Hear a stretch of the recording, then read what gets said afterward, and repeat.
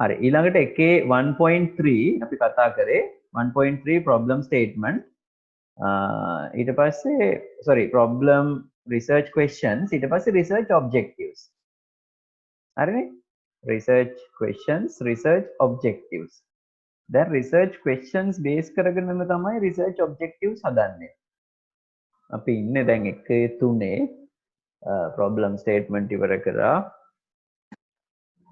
research questions හරි ඊට පස්සේ research objectives research questions වල දැන් මේකේ තියෙනවා බලන්න එපා research questions වල මම හොඳේව තෝරලා අරගෙන තමයි මේ එකින් එක තෝරලා අරගෙන මම මේ කියලා දෙන්නේ research object එකේ 4 research objectives research objectives එක එතකොට අර research questions වලින් තමයි හදාගන්නේ දැන් අපි අර කතා කරේ කලින් කතා කරේ මේ වගේ එකක් නේ මෙතන දැන් අපි ගත්තා training and development individual performance නේ හරිද එතකොට මේ දෙකේ training and development individual performance ගත්තාම research questions මොනවද කිව්වේ what is the impact of නැත්නම් whether there is an impact of training on individual performance whether there is an impact of development on individual performance කියලා අපි research questions දෙකක් හදුවානේ දැන් මේ research questions දෙකෙන් research objectives උත් හදන්නේ දෙකයි හරිනේ research questions දෙක නම් research objectives දෙකයි මේ ඒ දෙකම තමයි හරිනේ ඒකට අර අපි ගත්තොත් whether කියලා පටන් අරගෙන whether there is කියලා දැම්ම නම් ඒක whether there is කපලා අපි ඒකට දානවා to examine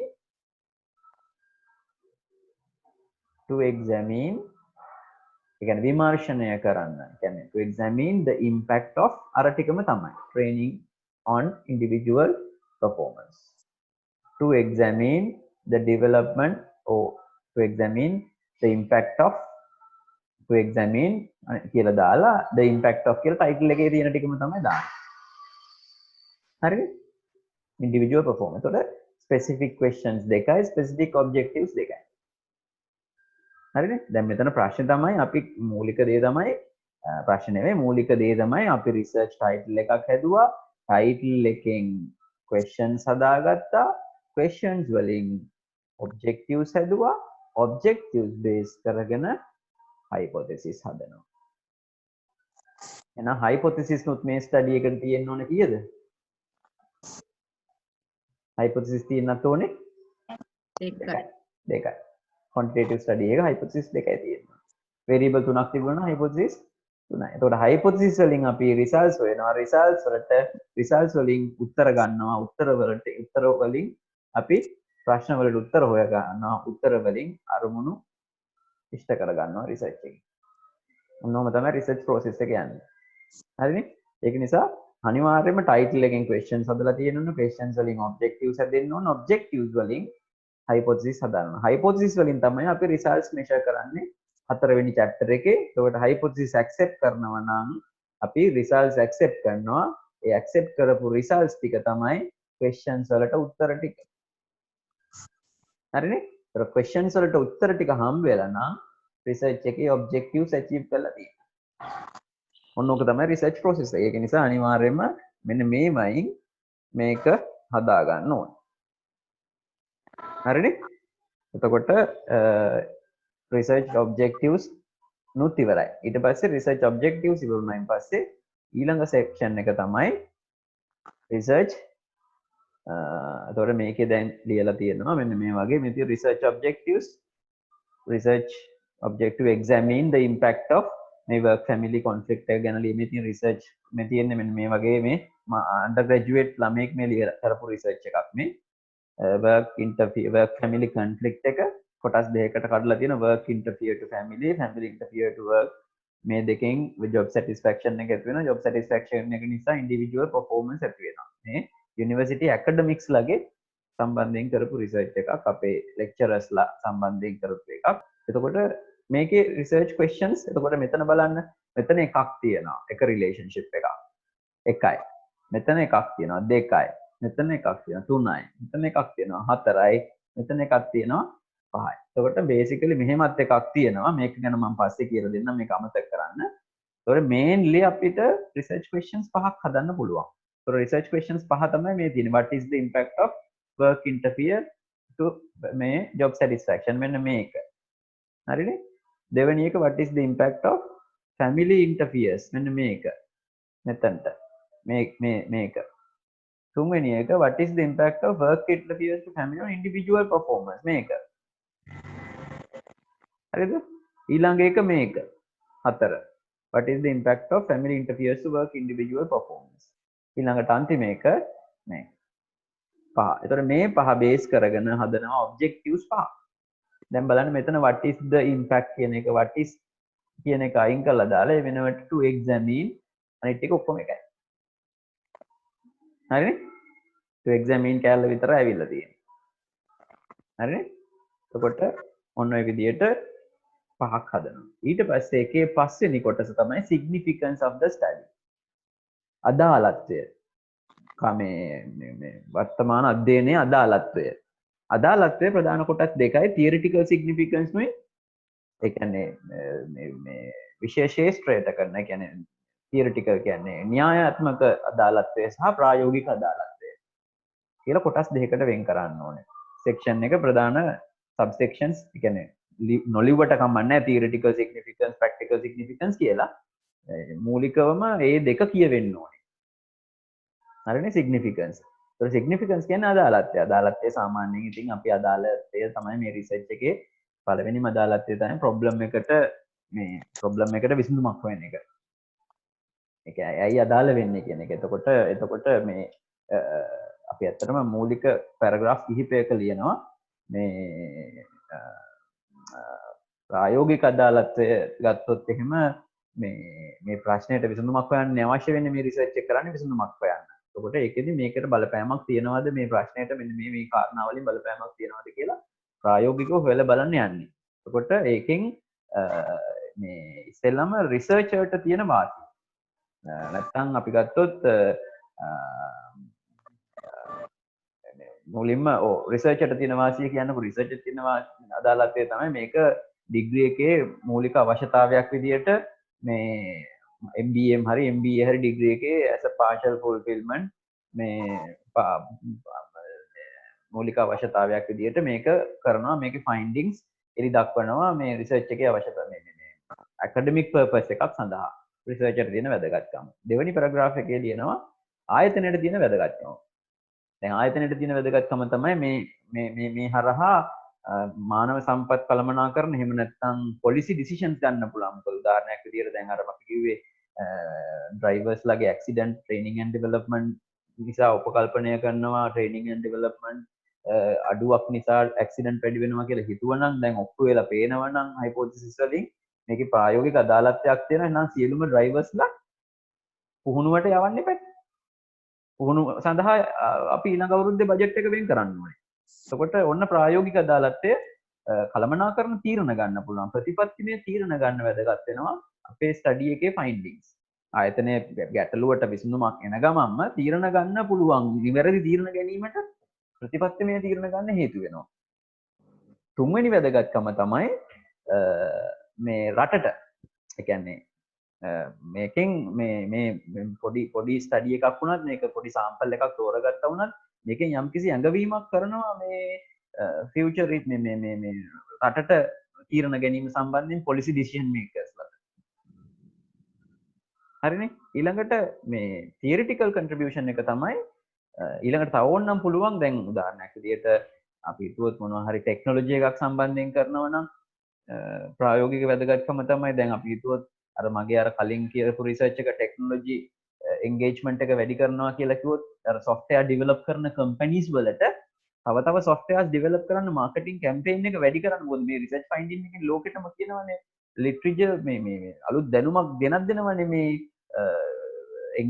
engagement එක කාන්තාවන්ගේ වැඩි කරන්න පුළුවන් technology apply කරලා කියලා. එතකොට දැන් අද වගේ කාලෙක මේ දැන් මේ වගේ සිද්ධියකට අතීතයේ කරලා තිබුණා මේ වගේ සිද්ධියකට හොඳයි කියලා අපි කලින් ගියාම මේකට රෙඩි වෙනවනේ. මේ ටෙක්නොලොජි වලට ඇප්ලයි කරන විදිය කල්තියාම දැන් අපිට මේ සිද්ධිය නිසා මේකට හම්බුලෙස හැඩගැහෙන්න උනානේ.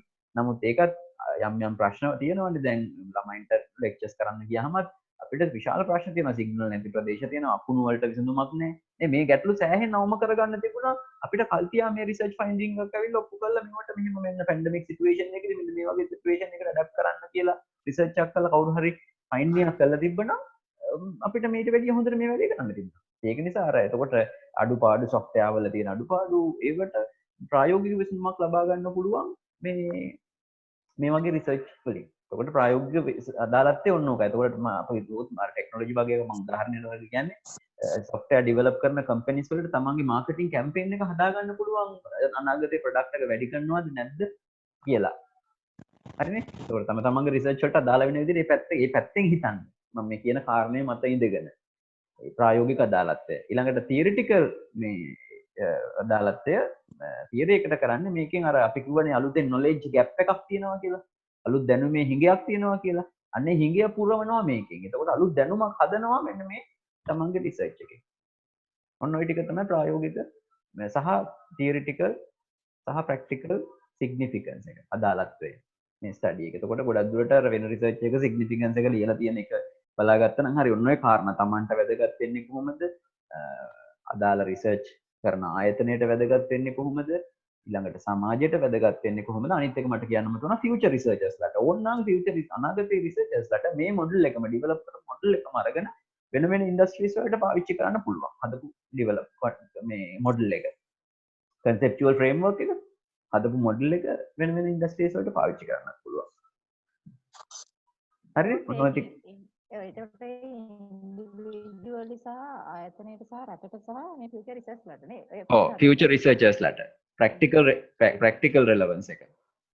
ප්‍රැක්ටිකල් රිලවන්ස් එක කොහොමද කියන්නේ? ප්‍රැක්ටිකල් රෙලෙවන්ස් එක යටතේ තමයි ඒ ටික ඔක්කොම ලියන්නේ. තියරිටිකල් රෙලෙවන්ස් එක යටතේ තමයි මේකෙන් අලුත් නොලෙජ් එකක් හදනවනේ.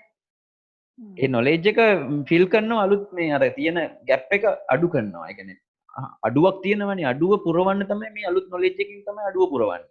ඒක තමයි තියරිටිකල් කන්ට්‍රිබියුෂන් එක. සිග්නිෆිකන්ස් එක. හරිනේ? ඒ කියන්නේ මොකක් හරි අඩුවක් දැන් අපි කිව්වේ අර මම අර කලින් පැහැදිලි කරේ. අපි අලුතෙන් දෙයක් මොකක් හරි මේ කාරණයක් දැනුම අඩුවක් තියෙන නිසානේ ඒ ආයතනයේ හොයන්න අවශ්‍යයි. මේ ප්‍රශ්නයකට විසඳුමක් හොයන්න අවශ්‍යයි. ඒ අලුතෙන් දැනුමක් හදනවා. ඒක අලුතෙන් දැනුමක් ක්‍රියේට් කරනවා මේ ලෝකෙට. හැමතිස්සෙම රිසර්ච් එකක් කරාම අලුත් දෙයක් එකතු වෙන්න ඕනේ. ඊට පස්සේ කොන්ටෙක්ස්ට් මෙතන එක ලියවිලා නෑ. ඊළඟ එකේ 6 කොන්ටෙක්ස්ට්. රිසර්ච් කොන්ටෙක්ස්ට් කියන්නේ තමන් කරන ආයතනය පිළිබඳ හැඳින්වීමක්. ඒ කියන්නේ දැන් රෝහණ යුනිවර්සිටි ගන්නවා නම් රෝහණ යුනිවර්සිටි එක ජෙම් කටින් ඕගනයිසේෂන් එකක් ගන්නවා. ජෙම් කටින් හම්බන්තොට දිස්ත්‍රික් ප්‍රාදේශීය ලේකම් කාර්යාලය ගන්නවා නම් ඒක පිළිබඳ පිටු එකමාරක විතර විතාම සරල ගොඩාක් විස්තර ලියන්න ඕනේ නැහැ. ඒ ආයතනය පිළිබඳ රිසර්ච් එකට අදාළ විස්තර විතරක් ලියන්න. රිසර්ච් කොන්ටෙක්ස්ට් එක. එකේ 7. ඊළඟට එකේ 8 limitations of the study. එකේ 6 නේ significance එකේ 5 significance නේද අපි කිව්වේ. research objectives. එකේ 6 research context කියන්නේ ආයතනය පිළිබඳ ලියන්නේ. ඊට පස්සේ එකේ 7 තමයි අපි ආයතනනේ. එකේ 7 limitations of the study. limitations නුත් අපි ඉඩ තියලා තියන පස්සේ ලියමු. අපි limitations ලියන්නේ ගොඩක් දුරට පස්සේ අන්තිමට ඒකට ඉඩ තියන්න. ඒක limitations කියන්නේ ඉතින් ගොඩක් දුරට අර සාමාන්‍ය රිසර්ච් එකක් දිහා බලලා limitations ලියලා තියන ටිකම ලියලා දාන්න ඒකට. ඒක ගොඩක් දුරට මේ කෙටි කාලයක් time limitations තියෙනවා නේ. දැන් මේ තියෙන උදාහරණයක් විදිහට researchers select the time demand and stress at the dimension. එතකොට සමහරක් වෙලාවට අර රිසර්ච් මොඩල් එකේ ලිමිටේෂන්ස් තියෙනවා. දැන් උදාහරණයක් විදිහට ඉන්ඩිවිජුවල් පර්ෆෝමන්ස් එකට බලපාන සාධක ට්‍රේනින් ඇන්ඩ් ඩෙවලොප්මන්ට් විතරක් නෙමෙයිනේ. තව ගොඩාක් සාධක බලපාන පුළුවන්නේ. හැබැයි මේ රිසර්ච් එකේදී අරගෙන තියෙන්නේ වේරියබල් දෙකක් විතරයි. තව ගොඩාක් සාධක අපි ඉග්නෝර් කරලා තියෙන එක ලිමිටේෂන් එකක්. නේ දැන් රෝහිණී මිස්ටර් ජොබ් සැටිස්ෆැක්ෂන් එකට බලපාන සාධක 6යි අරගෙන තියෙනවා. තව කොච්චර සාධක ඇද්ද? ජොබ් සැටිස්ෆැක්ෂන් එකට බලපාන ඒවා අපි ඉග්නෝර් කරලා. ඉතින් ඒක නිසා මේ රිසර්ච් එකේ ඉන්හරන්ට් ලිමිටේෂන් එකක් තියෙනවා. අපි සමහරක් කාරණා පිළිබඳ සැලකිලිමත් වෙලා නැතුව අපි කාරණා කිහිපයක් පිළිබඳ විතරයි සැලකිලා තියෙන්නේ. එතකොට මේක මොකද හේතුව අපිට ටයිම් ලිමිටේෂන්ස් තියෙනවා, විවිධ ලිමිටේෂන්ස් තියෙනවා. ඒක නිසා අපි ලිමිට් කරලා තියෙනවා වේරියබල් කිහිපයක. ඒක ලිමිටේෂන් එකක්. හරිනේ. අනිත් එක තමයි මේ මොනවාද sample size එක පුංචි කරලා තියෙනවා. ඒක ආයතනයකට සීමා වෙලා තියෙනවා time financial constraints නිසා. හරිනේ. ඊළඟ research method එකේ වැරදි තියෙන්න පුළුවන්. සමහරක් වෙලට sampling වල වැරදි තියෙන්න පුළුවන්. method එකේ questionnaire එකේ වැරදි තියෙන්න පුළුවන්. නේ? අන්න ඒවා. ඒතර සමහරක් control ඒවා අන්තිමට පොඩ්ඩක් අපි කතා කරමු. මම එතකොට ඒක පැහැදිලි කරලා දෙන්නම්. දැන් සමහරක් කාරණා තේරෙන්නේ නැහැ දැන් කියන ඒවා. ඒක නිසා ඒක අන්තිමට ලියන්නම් කියලා දෙන්න limitations.